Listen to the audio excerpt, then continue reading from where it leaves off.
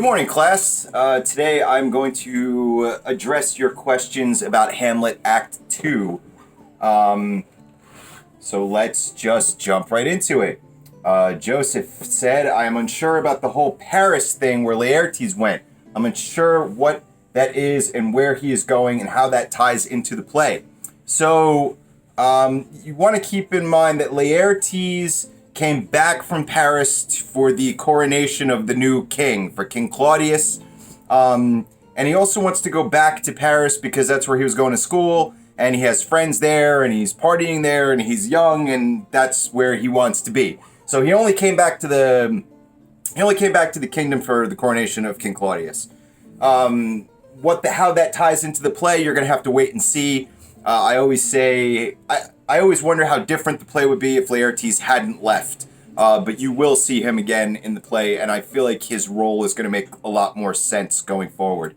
Shabsy said, this interaction shows one of the few good things about Polonius, that he cares for his children. In this interaction, Polonius tells his servant to go check and see how his kid is doing and give his son money and notes.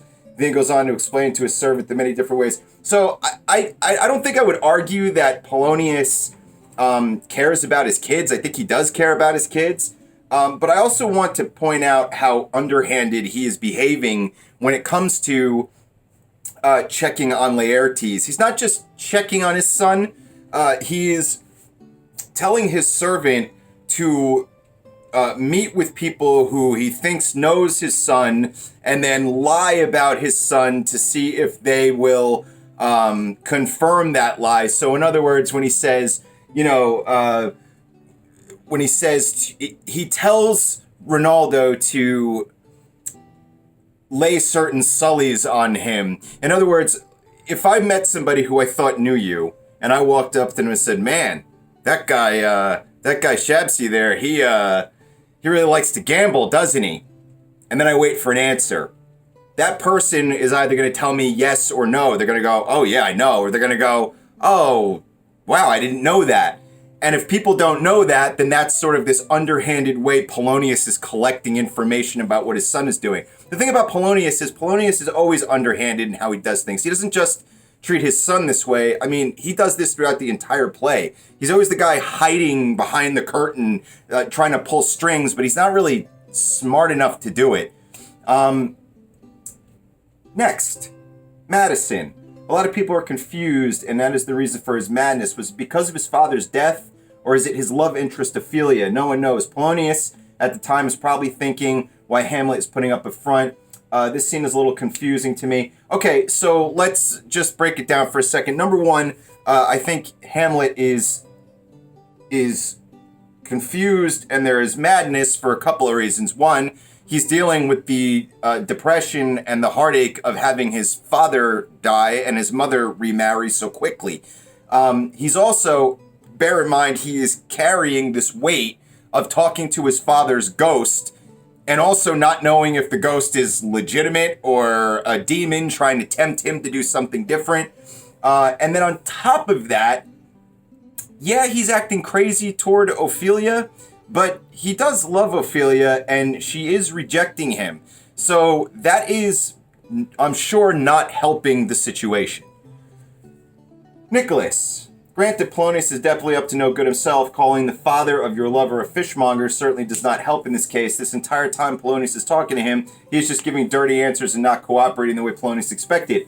Hamlet cannot catch a break. His lover's father is using his daughter to get to Hamlet. So that's true. Polonius is using his daughter as bait. So, to go back to that whole thing about whether or not Polonius cares about his kids, in the version that we're watching with David Tennant, one thing I always point out is when Ophelia is crying on the floor and Polonius comes out and sees her, he hands her a tissue, but he doesn't help her up. So it's not that he doesn't care about his daughter, but his priorities seem really, really twisted. Let's move on. Yulia. Question I have is whether Ophelia understands how much she hurts Hamlet. He came to her when he was in a stage of deep depression, but she did nothing to help him. I understand she has to do what Polonius told her, but giving his letters back and rejecting him will not make him love her more or get out of the depression and madness. So you also have to keep in mind here, too, there's a couple of things that I want you to notice that are similar. Ophelia doesn't have any real power over her own life. especially when you consider the time period. Even if you look at Gertrude, who's queen, Gertrude doesn't have a whole lot of power either. She doesn't do anything without Claudius saying it's okay first. Everybody goes to him for permission to do things, not her. So that's something that I want you to take note of. So you have to kind of notice the fact that in the world where this comes from, women don't have a whole lot of say. The other problem for Ophelia is Ophelia has no one to turn to. I often wonder how different this would have gone down if Laertes had stuck around. Laertes also didn't want her to go near Hamlet, but again, I wonder how different it would be if Laertes had been there. There's no way to know. You can just guess. Kayla, my question is, if the ghost is really the devil, why would the devil want Claudius dead? So that's the whole thing. It's not that we think he's the devil. It's that Hamlet is concerned that he's going to do something brash without knowing the facts first. He's concerned he might hate Claudius, but that doesn't necessarily make Claudius a murderer just yet.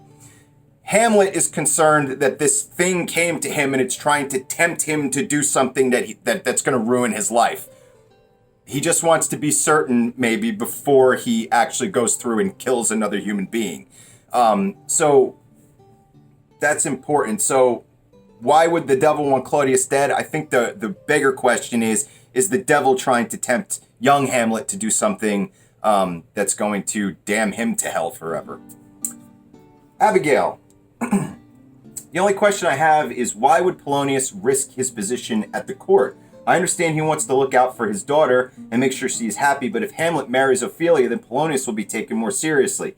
He's risking his life for the secret plan. If it goes wrong, then he's really done for. Even Ophelia will suffer from it too. So a couple of things there. Number one, they are all old school and under the impression, I guess, that Hamlet has to marry into royalty. So Ophelia is not a possibility. Nobody even views this as a possibility.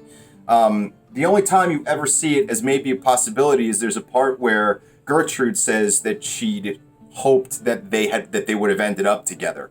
But these people, Polonius, they don't think that union can even happen at all. So I don't really think that's the issue. And Polonius is not risking his position at the court. Polonius is trying to look good to the king. Everything that he does, he's constantly running to the king. And the king has a reason to listen to Polonius. For Claudius, this would be better for him if the problem was that Hamlet's love for Ophelia is driving him crazy. Then he could take a deep breath, because keep in mind, Claudius killed somebody. So he's got reason to be paranoid a little bit, reason to be worried. I think he covers his paranoia up pretty well most of the time, but still, he's got things to worry about forever if anybody ever finds out. Let's see, Bobby. Let's see, hello class. For this class discussion I chose to do, let's see, there was something here I wanted to say. Both of them being... We see Gertrude welcome Rosencrantz as well as Guildenstern, both of them being friends of Hamlet from Wittenberg. Throughout the scene, you tend to see how they are extremely concerned about Hamlet following the death of his father. So in that case, they're interacting with everyone to somewhat make sure that Hamlet is all right. So that seemed like it was an important part toward the entire story itself. I watched a few YouTube clips of the act and a few short videos. So Rosencrantz and Guildenstern don't really want to be there. So let's make that clear too. I don't know if it's that they care or they don't care about Hamlet, but they're like the friends you know from high school that aren't your friends anymore, that you kind of don't really hang out with anymore. And they were plucked up by the government to come in and try to sort of spy on Hamlet or get him to tell them something so they have a little bit more insight as to why he's acting the way he's acting. But they... Again, I'm not sure if it's that they don't care about him at all, but they're old friends who haven't really been friends for a while. These are friends that he grew up with that he doesn't talk to anymore. So I think that's why he's happy to see them at first, but you also notice that Hamlet pretty quickly figures out why they're really there. Hamlet is smarter than everybody else. So, yeah, he figures that out. Let's see, Tyrell. My question after reading this is, why did they make such a big deal out of Hamlet loving Ophelia? If anything, they should want him to stop mourning. Again, so the only people who are really making a big deal out of it at first are Polonius and Laertes. Because as far as they're concerned, Ophelia, they don't want to see Ophelia get used by a rich prince.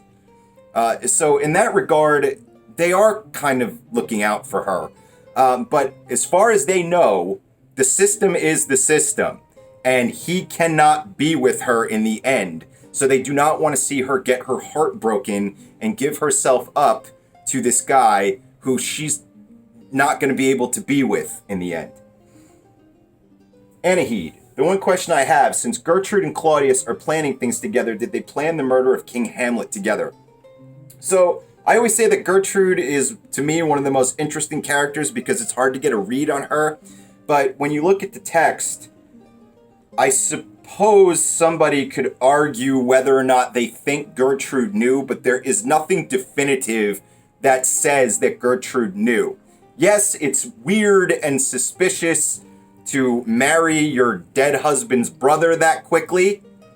So I would say that you have reason to be suspicious of that. Who wouldn't be suspicious?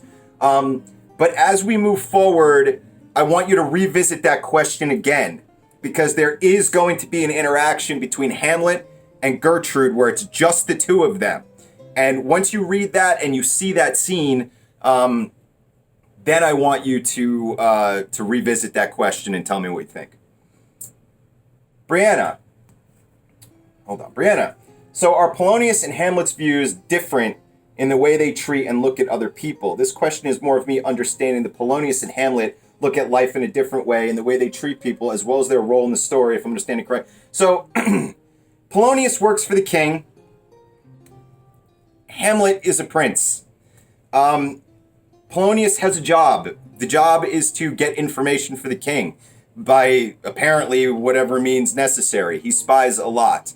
I'm not sure how they see people differently, but I will say that you have to understand that Prince Hamlet, to the kingdom and to the people, he's a rock star. Like, they absolutely love him in the kingdom. So I think what we're talking about here is we're talking about a guy who's basically a servant, and we're talking about a prince who's loved by the entire kingdom. I would have to say that their worldview probably differs to some extent, but they also both still live in the castle, and they're both still dealing with similar drama, but again, their positions in life certainly probably give them a different worldview. Let's see. Shelby, one question about Act II that I have is the Murder of Gonzago a play that is going to reenact the murder of Hamlet's father?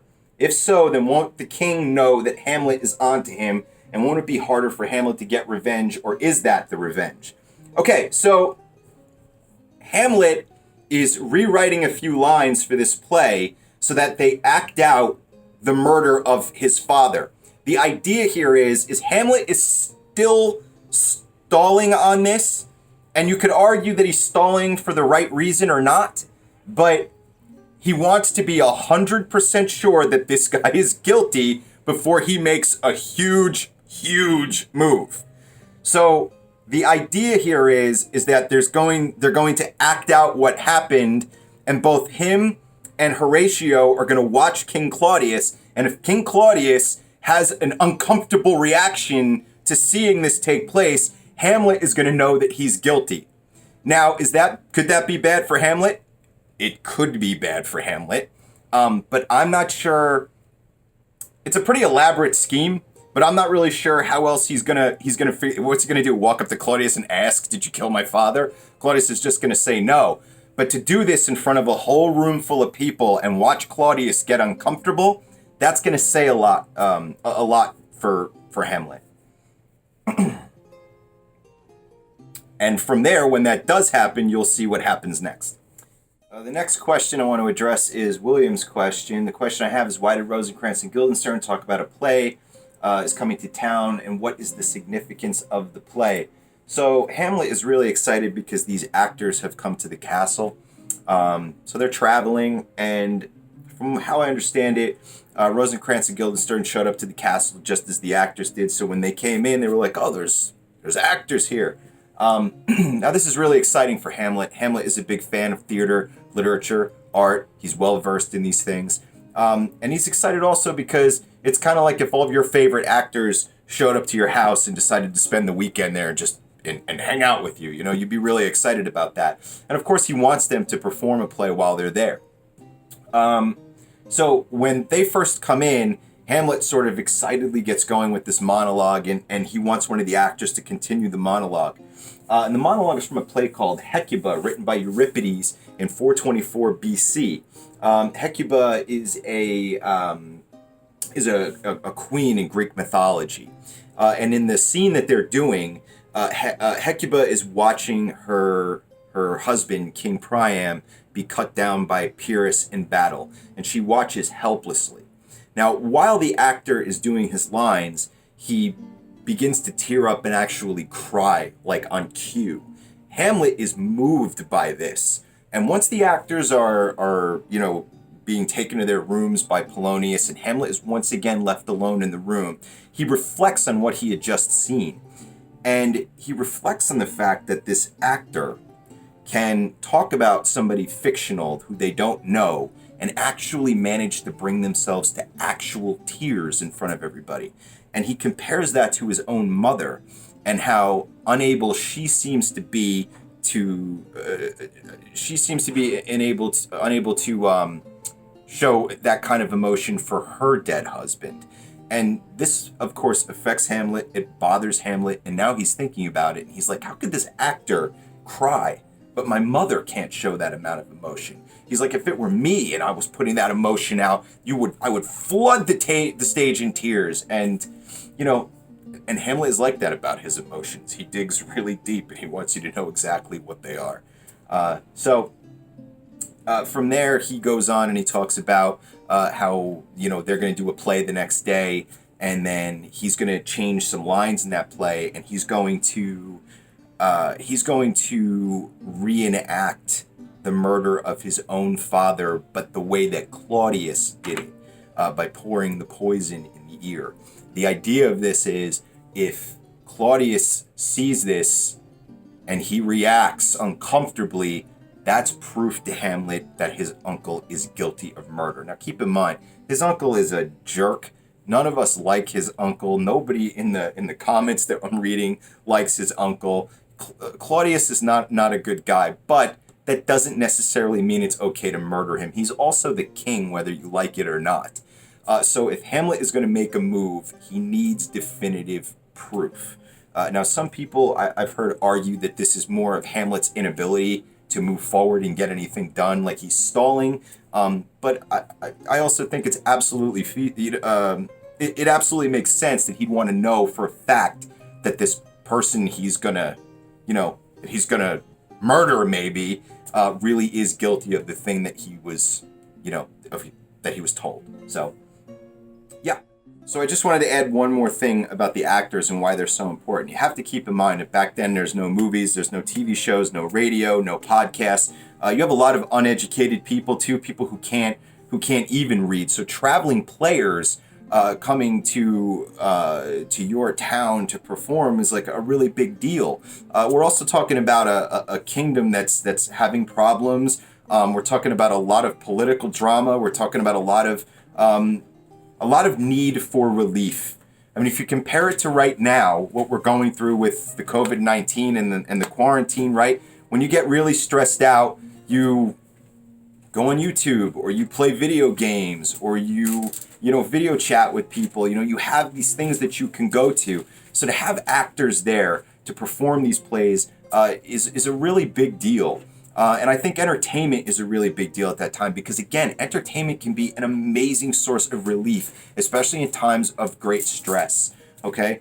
In addition to that, you have Hamlet, who, perhaps unlike a lot of people in the kingdom, he does have an education. He can read. He is really excited about this. So when he jumps into, reciting lines and then the actors jump in and they take over those lines, that's like if you took your favorite movie of all time, the movie you've seen 1,000 times, but you're still excited to sit down and watch. I know Star Wars fans who are like that. I'm one of those people who are like that, where there's something I could see 1,000 times and I could recite you that movie from beginning to end, but I still love to watch it. So to have these players, these traveling players show up and do this is a big deal to everybody, not just Hamlet, but Hamlet, of course, has extra reason to be excited. You know, he's in the castle, they're staying there, they're performing for him. So yeah, so that's why that's all important. Let's see. The next question. Mason, do you really think Polonius understands what Hamlet is actually going through and where Hamlet is coming from? No, I don't think Polonius understands people very well at all. I think Polonius is a good yes man to the king. And apparently he has no idea. I mean, think about it for a second. Hamlet lost his father very recently, and his mother married his uncle very recently. And he's, dealing with all of that. Polonius is absolutely certain that this is because he told his daughter to stay away from Hamlet. So no, I'd have to say, in my opinion, he does not understand. Brittany. Brittany asks, what burning question I have is when Hamlet was alone right before Act II ended, his speech at the end confused me. So I just talked about that with the actors. He's reflecting on the fact that the actors can show more emotion and shed more tears than his own mother can. And he's blown away by this. But he also is spelling out in that monologue what he plans to do. And that's where the play within a play thing begins to happen here. He's changing a few lines in the play that they're going to do the next day, but he's changing them in a way so that it's going to mimic the murder. That way, again, like I said earlier, he's going to watch Claudius react to that. If Claudius reacts uncomfortably, then he knows Claudius is guilty. He's looking for signs of guilt. Emily. One thing I'm curious about, does anything happen with Ophelia and Hamlet, or does it just end when she rejects him? So I always feel that Ophelia is one of the saddest and most tragic characters in all of Shakespeare. That's just my opinion, but you will see what happens with that as we go forward. I don't want to give that away. Cameron, the one question I would have is, what is going through Hamlet's mind during the play and after when he is ranting to himself? Is he really crazy? So let's keep in mind that this is a play. It's not a movie, right? There's no narrator telling you what's going on. So to some extent, I think Shakespeare does a good job at writing Hamlet in a way where he looks sort of like he's crazily talking to himself. But at the same time, there is a little bit of necessity there, I think, where the fact that is you're watching a play, and if you want to understand what's going on inside of a character's mind, they have to tell the audience what's going on in the character's mind. So I feel like Shakespeare sort of masterfully combines those two things. Let's see. Stevie Lynn. My burning question that I have is, why would Polonius make Claudius and Gertrude believe that maybe the reason for Hamlet being mad would be Ophelia denying his love? Was Claudius really concerned about Hamlet's well-being? Did Claudius and Gertrude really believe this to be the reason for Hamlet going mad? So at one point, Gertrude does say, and it's one of the few times anybody says it, I'm pretty sure he's just upset because of his father and because of our marriage. And it's like she says it once, and it's like everybody just shrugs this off. Like, nah, that can't be it. It's got to be something else. I don't think Polonius cares about Hamlet. I think Gertrude does. I don't think she's Mother of the Year or anything like that, but I think she does care. And Polonius, I think his number one thing is to impress the king at all times. I feel like that's his motivation. Now, some of you might see a different motivation for that. That's what I see. I think that him getting answers to the king and being the best servant to the king he can be is like his number one thing. In ways, I think there's evidence in the text that shows he cares more about that than he cares about his own kids. Let's see. Julia. My question would be, why is it that Claudius and Gertrude can't just go up to Hamlet and ask him what is wrong on their own instead of plotting against him? There is a part where Claudius asks him right in the beginning. In that first monologue that Claudius gives in Act I, he says, why do the clouds hang on you so? And Hamlet, I think Hamlet is uncomfortable with saying exactly what's going on to a degree. Hamlet also takes jabs at Claudius and jabs at his mother constantly throughout the play. And I think Hamlet is more blown away by the fact that they don't understand what could possibly be wrong in the first place. So they do ask him, but also understand that as this play moves forward, that question becomes more complicated. Because you're talking about a guy who knows his father was murdered, but he's really the only person who knows it because a ghost told him. So that question becomes harder and more complicated to answer as you move forward. He's trying to look crazy, but whether or not he is or he isn't is up for debate. But if he were to look at his mother and uncle and say, well, I'm upset because a ghost told me you killed my dad, I mean, how's that going to look? So there is that. But I think for Hamlet, again, my opinion, look at the text, see what you think. I think for Hamlet, it's also a little bit of an insulting question. Why did the clouds hang on you so? How could you possibly be this upset? That's kind of an insulting question when your dad just died and your mom just married your uncle. So, again, my opinion, just based on the text, that's what I see. So, that about does it for your questions for Act 2. Again, I hope this is helpful. If anybody has any new questions based on this video, feel free to ask. Ask in the comments below or ask, in the class assignment. So, hope everybody is safe and healthy, and I will see you all for Act 3.